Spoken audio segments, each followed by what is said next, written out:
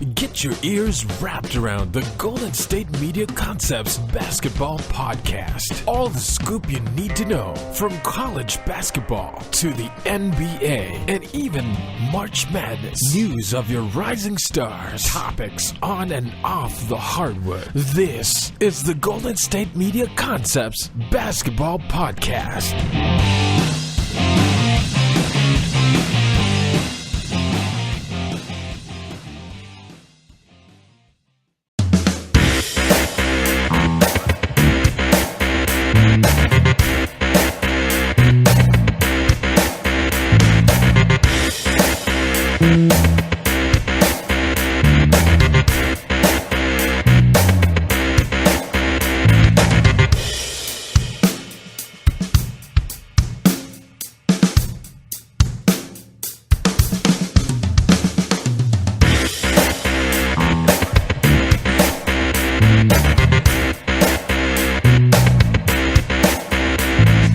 Thank you for listening to the Golden State Media Concepts Basketball Podcast, where we talk all the news in basketball. My name is Ben.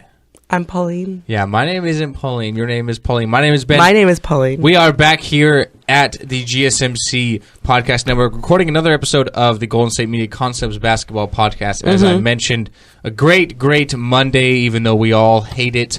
We are back and better than ever. We had a fantastic weekend in the NBA, Pauline. Probably the best. Yeah, a lot of fun. Probably the best I can remember. A lot of big storylines from Russell Westbrook's Some history. heroics. We got to witness history. We have Kevin Durant back for the Warriors. KD. And we have the Cavs kind of bottling it against the Hawks. Just kind of blew it. We'll get to all that in the first segment. We have news. In the second segment, Lavar Ball kind of having to retreat from some of his comments he said about Bryce Alford, TJ Leaf, and Thomas Welsh. And then we have some news. We'll talk a little MVP, talk what James Harden had to say about the MVP. He's finally spoken about it. It seems like It's been forever. We've never heard anything that's coming out of Jamesy's mouth. And we'll also talk Ben Simmons. Possibly, reports are saying that he's growing, which we've seen before. I mean, we've seen it before. We'll get into it later. but yeah. I mean, for a guy who hasn't stepped on the floor yet, was number one pick, has a lot of potential.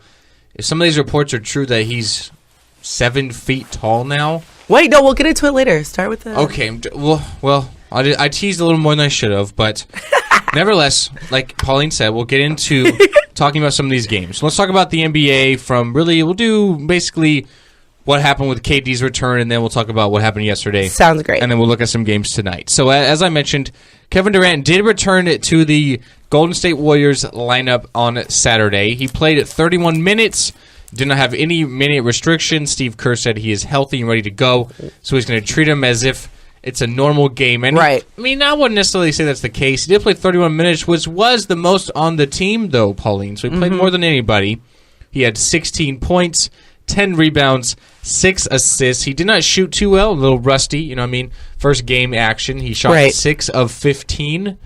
But he looked good. He looked ready. He looked ready to go, looked good. I'm sure he's happy about that, too.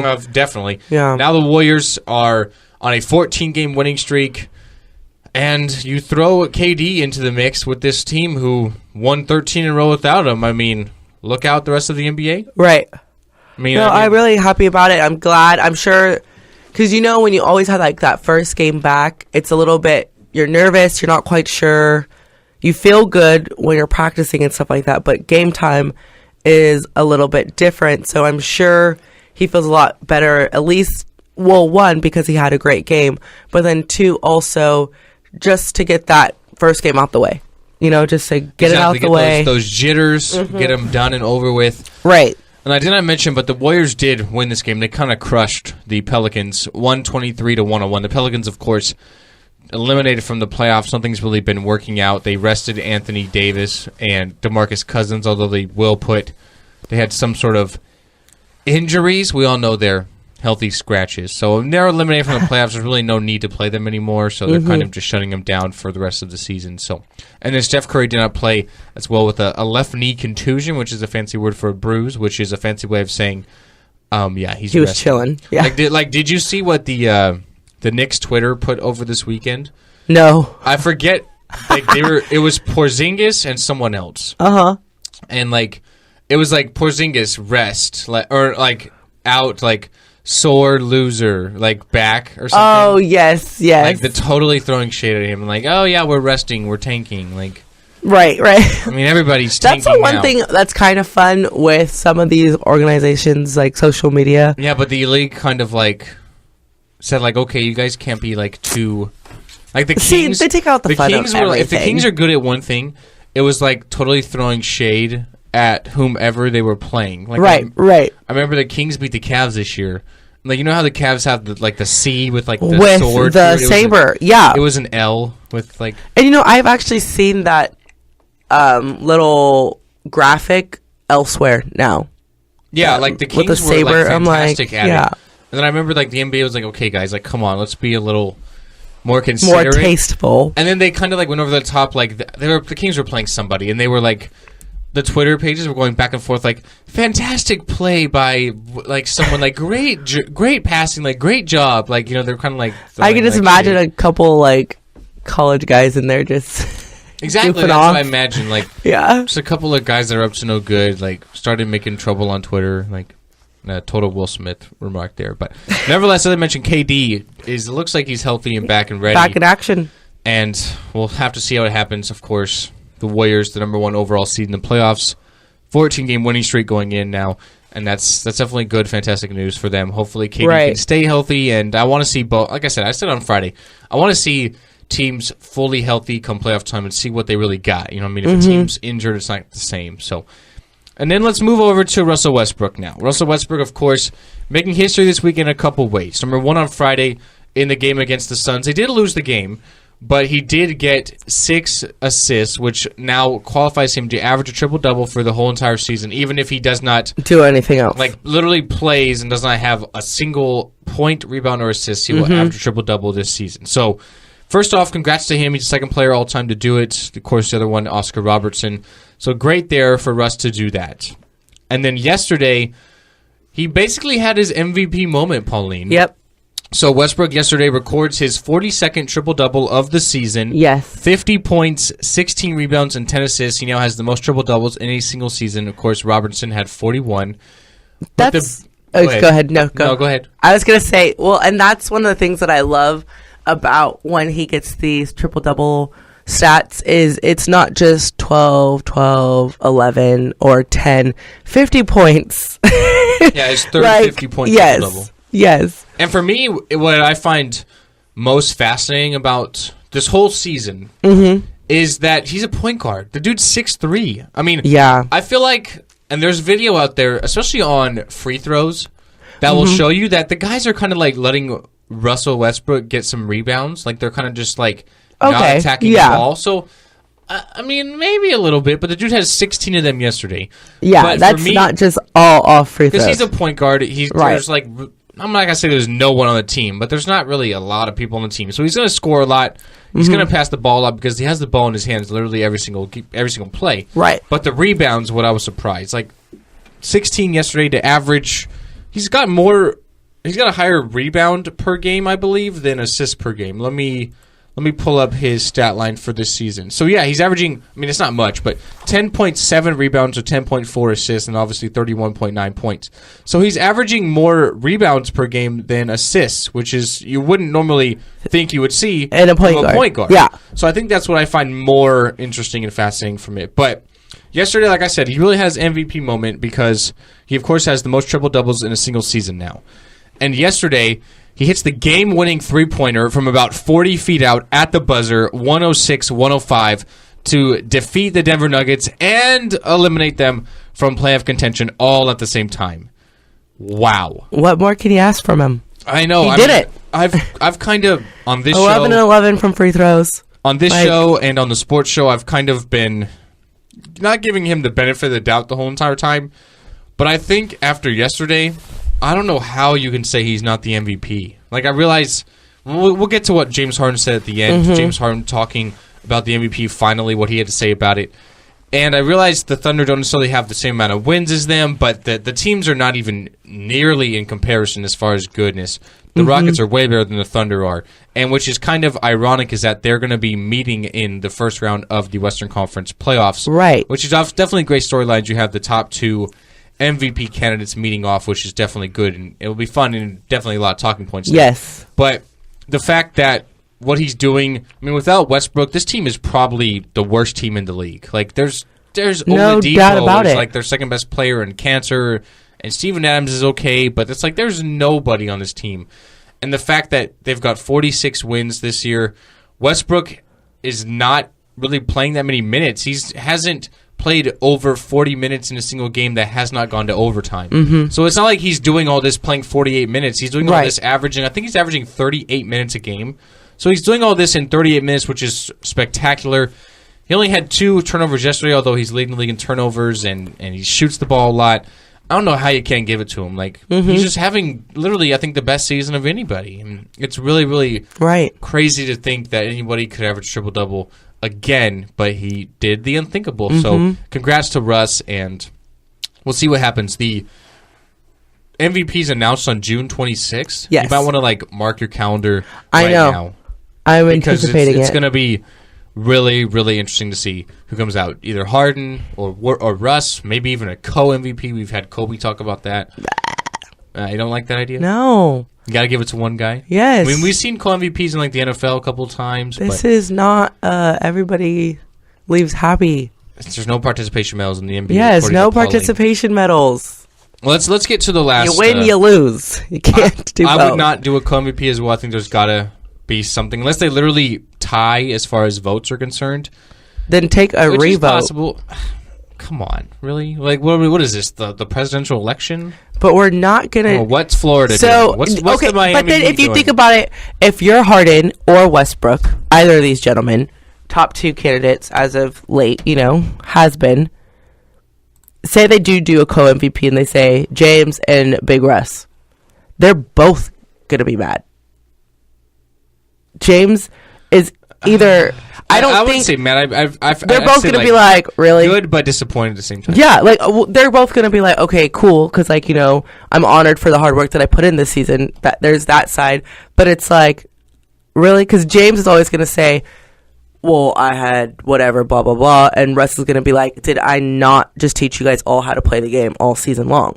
Right. So, either way, they're not going to both be satisfied. I think that they'd be more satisfied if somebody outright won it and one of them had to lose, because they're both, as we're seeing, fierce competitors. They're both all about doing the best and solidifying that. So I don't think, even if they were to try to co-MVP it, that's just to soothe the fans' feelings, not the players. I guess there's some. They got to pick one. They got to pick one. Okay, so I guess there's some truth to that, and I'll kind of agree with you in that regard. I don't want to see it either. I want to see one. Mm-hmm. The only way it happens to me is if they tie vote-wise, which chances are not very likely. But after yesterday, I don't know how you can't give it to Russ, especially what he did. It's right at the end of the season. Like, that's your lasting impression. Like, he who laughs last usually laughs the loudest. Mm-hmm. Like, he put that stamp on his MVP resume yesterday, right at the end of the year, which is really, really tough, and that's going to be tough to overcome for a guy like Harden, who's having a fantastic year himself. 2,000 points, assist on 2,000 points, the first player to ever do that. So it's going to be interesting. Like I said, June 26th, you're going to want to mark your calendar. So we kind of went a little long on that, so we're going to take our first break now. But after the break, we're still talking about the NBA from yesterday. We have the Cavaliers and the Hawks. Cavaliers kind of laid a boo-boo yesterday. They kind of let one get away. We'll talk about that, talk about some other games in the NBA, do a little bit of college news, Lavar Ball, Indiana guard O.J. Anunoby is declaring for the draft. So we'll talk about all that coming up next year at the GSMC Basketball Podcast. Tired of searching the vast jungle of podcasts? Now listen close and hear this out. There's a podcast network that covers just about everything that you've been searching. Hey! The Golden State Media Concepts Podcast Network is here. Nothing less than a podcast bliss with endless hours of podcast coverage. From news, sports, music, fashion, cooking, entertainment, fantasy, football, and so much more. So stop lurking around and go straight out to the Golden State Media Concepts Podcast Network. Guaranteed to fill that podcast itch. whatever it may be. Visit us at www.gsmcpodcast.com. Follow us on Facebook and Twitter, and download us on iTunes, SoundCloud, and Google Play.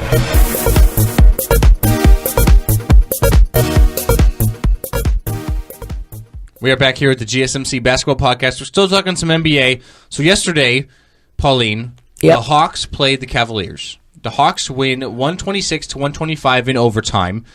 The Cavs have now dropped to back-to-back games to the Atlanta Hawks, so kind of interesting there.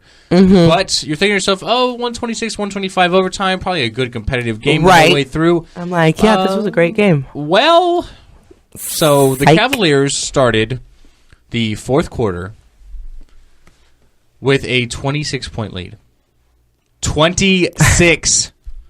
They blew a 26-point fourth quarter lead and lost in overtime to the Atlanta Hawks 126-125. Not a compelling, good game the whole way through. The Cavs blew it. Right. They were beating them bad in the first quarter, up by 17. They were up by 19 at the half. They outscored them by 7 in the third. Blow a 26-point fourth quarter lead. They gave up 44 points in the fourth quarter. 44 points. 44. And only scored 18. So that's, of course, 26. But, oh my gosh, how worried are you about the Cavs now? It's like everything was like on Friday. I tooted my own horn a little too early. I sang their praises, Pauline. Right. They beat the Celtics on Wednesday. They beat them bad. Yeah. They won their next game. I'm like, they look like Cavs, they were finally falling back together. Like the Celtics lost to, I think it was the Hawks actually the next night on Thursday.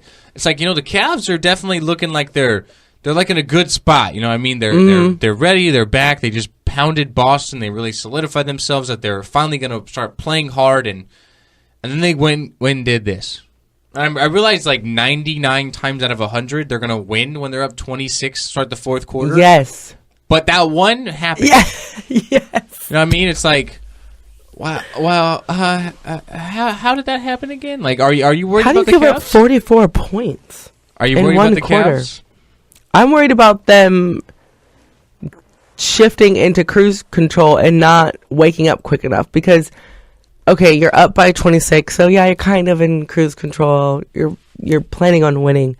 But then after they start scoring and cutting it closer, why are we not shifting back into that competitive mode to be like, oh, shoot, stop this? You know what was interesting after the game is that they actually blamed the referees. Of course. They were really critical. Who else are we going to blame? They're really critical of them, and I'm like, yeah, there might have been some bad calls, and there was, but not enough for 44 points. It's like, had you have not blown a 26-point fourth quarter lead, you wouldn't have to worry about the refs. You know what I mean? Like, the refs didn't allow you to go up 26 points. You know what I mean? You were balling, you were playing fantastic, and then they let them back in the game. 26 points worth. Like no, that did not happen. So you kind of have to just look at yourselves, and it's an excuse. And now you're looking at the Cavs and Celtics, and they're tied, 51-29. So we have 2 games left. Mm-hmm. The Cavs do, of course, have the tiebreaker head-to-head. So you have 2 games left, though. It's anyone's ball game for that top seed in the Eastern Conference. And I mean, even the Raptors are a game and a half back, so they're technically there, even though I mean, they're really not, because if either they drop one game or the Celtics or Cavs win a game, then they're eliminated. But they've been playing fantastic without Kyle Lowry, which is quite honestly really, really remarkable. Mm-hmm. So they're playing really well. And now, as far as me, if I'm worried about the Cavs or not, I literally go back and forth on this because it's like they had a terrible March. They picked it up. Yeah. And now it's like they're back down again for what happened yesterday. Each week is you don't know what to expect. So it's like, am I necessarily, I'll say what I've said the whole time. Am I necessarily worried about them to get out of the Eastern Conference? I'm really not. I mean, a big game last week against the Celtics on the road without Tristan Thompson, I might add. Mm-hmm. And they showed up for it. I mean, they pounded the Celtics. They literally were like, okay, big money game. Let's show them what we're made of. Right. The rest of it, like, we've been looked at like, oh, we don't really care about the regular season. Mm-hmm. And that's what the NBA's kind of gotten to now with the whole resting and the tanking situation. It's like it doesn't really matter. It's like now, this is a big money game here. Let's show them what we're made of. Like, let's treat this as a playoff game. And they went on and they pounded the Celtics. And then it's like, oh, we beat them. Like, okay, everyone else we don't have to really worry about. Yeah. Like, and I'm sure they were taking it serious yesterday, but, things happen. remember the Bulls blew a big fourth-quarter lead to the Kings one time. Remember that one time the Lakers came back from the Mavericks in the fourth quarter when they were down by over 20? Like, these things don't happen very often, but they happen. I mean, things happen. So I'm not going to really bash the Cavs for that, but, I mean, blowing a 26-point fourth-quarter lead is definitely not a good look. And for me, I'm worried about two things with the Cavs. I am worried about a couple of things. Number one, if they play the Hawks in the second round, I feel like they just kind of match up with them really, really well. Yeah. The Hawks this season are 3-1 against the Cavs. The one game they did lose was by 5 points. So they're definitely competing with the Cavs. The Hawks right now are the 5th seed. So in the second round, you're looking at if they do beat the Wizards, who are currently the 4th seed, then you could have them match up in the second round. So I would be a little worried as far as the Hawks giving the Cavs a series because they just really match up well with them, and they've played them hard this season. Right. And then the other thing I'm worried about is that the Cavs cannot win on the road. They're 20-20 on the road. They're 500 on the road. In the NBA Finals, if they get there, whether it be the Warriors, Spurs, or even the Rockets, they all have better records than the Cavs. So they're going to be not the home seed in the NBA Finals if they get there. Can they beat the Warriors at Oracle this season like they did last season? Can they beat the Spurs at the AT&T Center? All these questions are left to be seen because they can't win away from home. They're 31-9 at home, and they're 20-20 on the road. Even if they don't get the number one seed against the Celtics, I realize they just beat the Celtics in Boston, but can they do that over a series? Because the Cavs aren't going to win every single game they play at home. They're going to drop one occasionally. At least one, you know what I mean? So can they pick up those games on the road? They've done it in the past. LeBron's done it in the past. But this season hasn't They're really worked weird out. This season, yeah. That's a great word. That's a great word to say. They're just weird this Yeah. season. The Cavs are just weird. They're not terrible. They're just weird. It's almost like they feel like they're just taking their foot off the pedal and then it's not getting back on and all of a sudden it's back on and then it's off. Like they're just kind of like weird and weary, inconsistent right now. So that's definitely not a good sign for the Cavs. But blowing a 26-point fourth quarter lead, quite honestly, is even worse. So let's talk about some other games in the NBA from yesterday. We did have the Raptors beat the Knicks.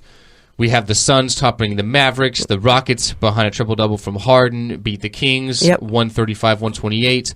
The Pistons beat the Grizzlies. And then yesterday, another good storyline here. The Lakers beat the T-Wolves 110-109.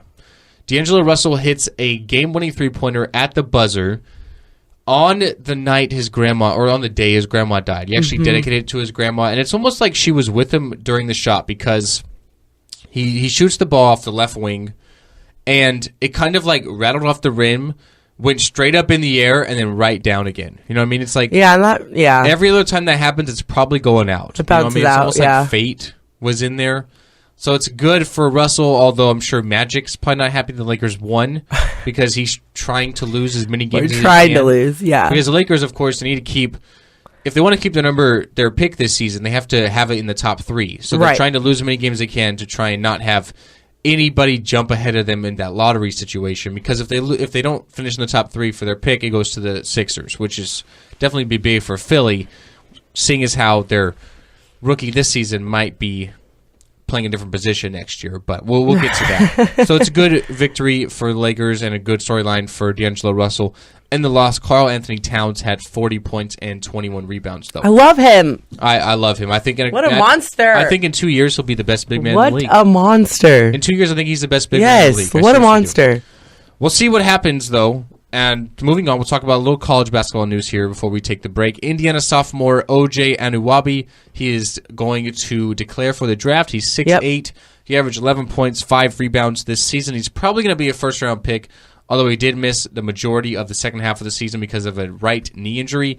Indiana was 10-6 with Anunoby in the lineup, and without him, they were 8-10. So you can see that he definitely had an effect on the team. So we'll see what happens. But probably because of his size and athleticism, he's probably near that late part of the first round because of the injury concerns. Had he been healthy, definitely would have helped his draft case. Maybe like middle or first round, maybe the late lottery. But he's definitely declaring for the draft, and that's definitely, I think, the right move for him. Let's talk about Lavar Ball now before we take our last break. So on Friday, Pauline, you'll remember, well, I guess you can say on Thursday this happened. On Friday I talked about it. Lavar Ball said that the reason he feels like UCLA lost in the Sweet 16 to Kentucky was because they had too many white guys in the lineup. Talking about TJ Leaf, Bryce Alford, and Thomas Welsh. He's like, their foot speed's a little too slow. You know what I mean? Now he's kind of backtracking on what he's saying. Yep. Someone talked about him on ESPN LA 710. And he said, I'm not saying I don't like the white guys and we lost because of them. That's just not how it happened. I love those guys. Mm-hmm. I mean, they're like friends to me and my son and everything. But it was just a comment about the game and what I saw. Are you buying it? By the look on your face, I don't really think so. I don't. I think that. I think this one is coming back to bite him in the butt. Like it is. Yeah, like everything he said's kind of like bizarre and out there, but it didn't really push any lines. I think this one, like this one was a tad bit much. I think one, it's too soon. As far as like, you know what I mean? Like it's too soon. Like they just lost. It's just the end of the tournament and all that. It's too soon. Two, it's not like these guys are terrible players. And I think it just all the way around was too soon, too much said, not said in the right way, and it probably shouldn't have been said, as far as that's concerned, blaming any specific person for the reason why your team fell when it's, But then, I don't know, with Lavar. He kind of, like I think this one's definitely... You put it perfectly. Coming to bite him. Definitely crossed some lines. Now he's trying to, like, backtrack and make up for it, but everyone's like, yeah, like, I'm not really buying it. Yeah. And now he's kind of like... Everything else we can chop up as theatrics. Let me stay quiet for a while, and hopefully this goes away. I think so, too. I think now that he's had his little apology, we'll just keep it. Especially given the fact that his kids are half white. And not even just with that. Just, I think this is a soft little nudge for him to say, okay, let's let your son and what is happening right now. I don't want anything that he does to overshadow what his son is doing, any of his sons. And because the draft is coming up and everything like that, let's focus on your son now. Let's just not say anything else. Let this just be a soft nudge that, okay, quiet down, like you said. Let's just focus on the draft. Let's not have any outside media attention. Let's think Cavs, Spurs. Cavs always have extra outside media attention, theatrics, dramatics, and all that. Spurs never do, and always slow and steady. Let's just... No extra distractions. I think this will really boil over, but I think he definitely needs to, like, be choosy on his words recently or going forward, because recently he kind of wasn't. So we'll see what happens. He's not going to stop talking. He's trying to build that brand, and which is totally fine. Deal. Totally fine. Yeah, like you said, it's all totally fine. But your sons, especially Lonzo at this time, has that skill to build that brand. We don't need the PR right now because we have the action. He's going to be at worst the number 2 pick unless he blows his knee up, which I hope is not the case. You know what I mean? Like, we don't need all the extra PR right now. People are aware. Now it's time to put in the work type side. Exactly. So with that, we're going to take our last break of the show. After the break, we're going to talk a little MVP talk. What did James Harden have to say about the thing? And Ben Simmons growing. Yes, growing in stature. All that coming up next year at the GSMC Basketball Podcast. Are you looking for the very best NFL and college football podcast? Then check out the GSMC Football Podcast. Get the latest football news both on and off the field. From the NFL Draft to trades to the rumor mill to the NFL Combines. They got you covered. That's GSMCpodcast.com/football-podcast. Get updates on college rivalries, game day insights, and much, much more. It's football talk the way you want it. This show eats, sleeps, and breathes football. Don't forget to like them on Facebook and follow them on Twitter. Visit GSMCpodcast.com for more info.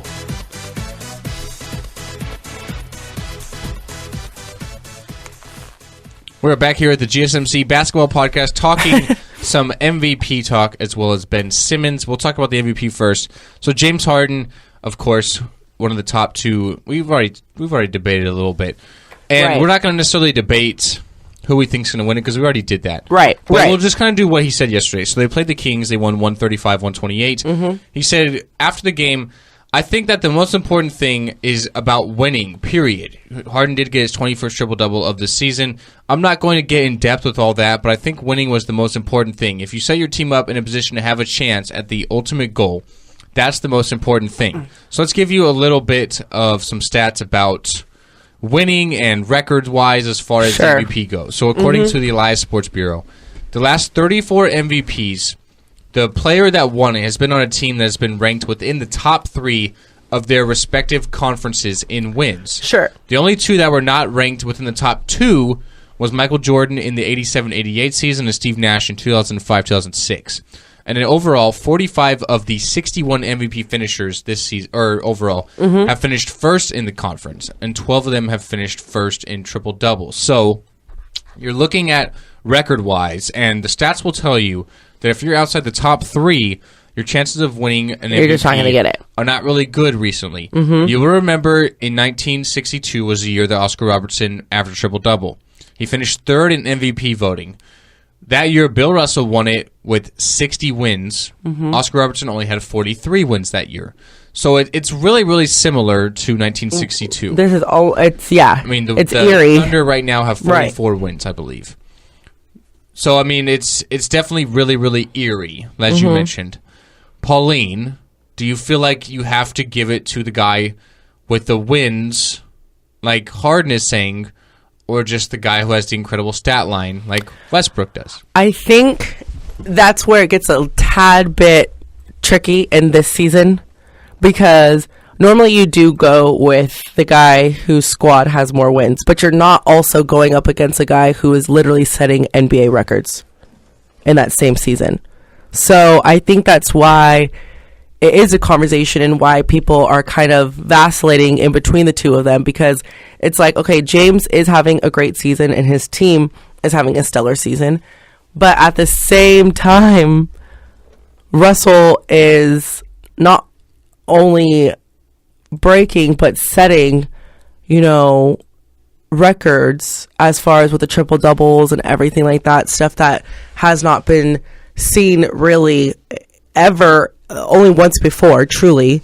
And so I think that's why it's a little bit different in this case. And I think also, I get what Harden is saying, though, in his defense. Like, I get it. But is this ever... Because even if Russell has a great season next season, it's not going to be this season.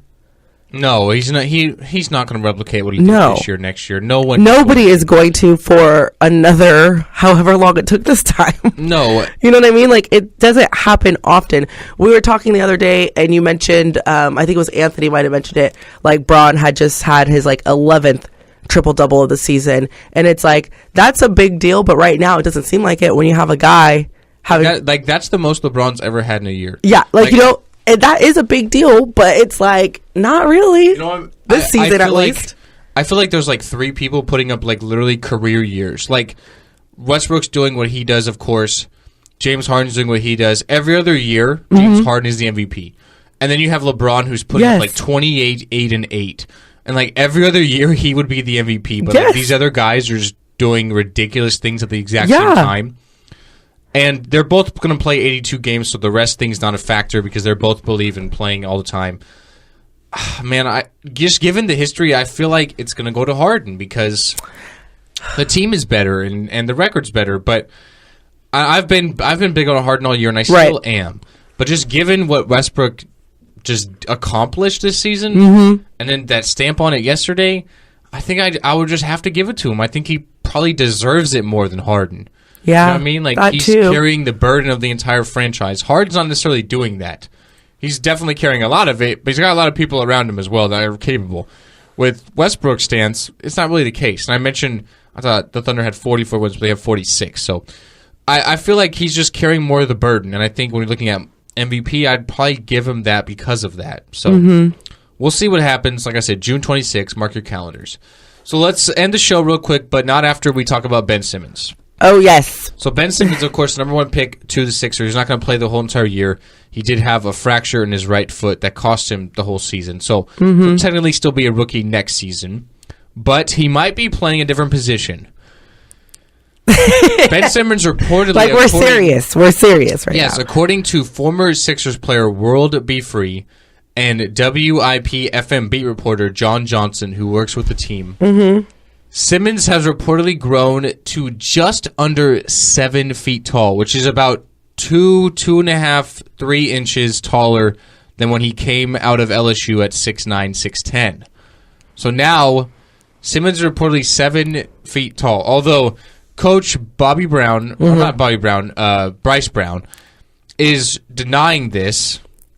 I don't know why he would necessarily say that. Why? I mean, these guys are with the team all the time. They're not going to lie. He's reportedly 7 feet tall now. I mean, how scary does this make him already look? Potential's there. I mean, I've kind of been critical of him because coming out of college, he necessarily wasn't the best teammate. A lot of reports talking about how he didn't really care, wasn't really there for the coach. So his might not be there, but physically he's an unbelievable talent. Was looking at maybe even playing point guard for them. I mean, he's got that skill set. Now he could be 7 feet tall? Yeah. We've seen this before, like Paul George. I mean, yeah, and it happens. Paul George came out of Fresno State at 6'8", and now he's 6'10". It happens. It happens because they're young guys. He's a young guy. Yeah, he only played 1 year in college. He's only 19, he's young. 20 years so old. That part is not who knows? All I can say is one thing. Look out. Right. Because the sky is literally... the ceiling is the roof for the Sixers. Like MJ said, the ceiling is the roof for the Sixers. Because if you can keep Embiid healthy, he's going to be a very good big man. We showed it this year. Dario Saric can stretch the floor. You have Jahlil Okafor inside. Now you throw in Ben Simmons into that mix at possibly like a small forward position, like Dirk-esque at 7 foot tall. Yes, that's what I was thinking. They're going to be like the first team ever to start like a 6'8" or taller team. You know what I mean? Like get some size. Draft Lonzo Ball if you get the chance at 6'6". I mean, they're just scary, scary athletic and scary tall if they can get everyone healthy. Like, look out. Because we've never seen this kid play, don't get me wrong. Yes. But everything looks like he's got a lot of talent. A lot of people comparing him to LeBron James. That just kind of says it all there. So if he can stay healthy, look out. If he's 7 foot tall, that's just absolutely scary for what everybody has to look through in the NBA. So with that being said, we're going to say goodbye until tomorrow. My name is Ben. I'm Pauline. Thank you for listening here at the Golden State Media Concepts Basketball Podcast. We hope you enjoy the show. Have a good day, and we'll see you next time. You've been listening to the Golden State Media Concepts Basketball Podcast, part of the Golden State Media Concepts Podcast Network. You can find this show and others like it at www.gsmcpodcast.com. Download our podcast on iTunes, Stitcher, SoundCloud, and Google Play. Just type in GSMC to find all the shows from the Golden State Media Concepts Podcast Network, from movies to music, from sports to entertainment, and even weird news. You can also follow us on Twitter and on Facebook. Thank you, and we hope you have enjoyed today's program.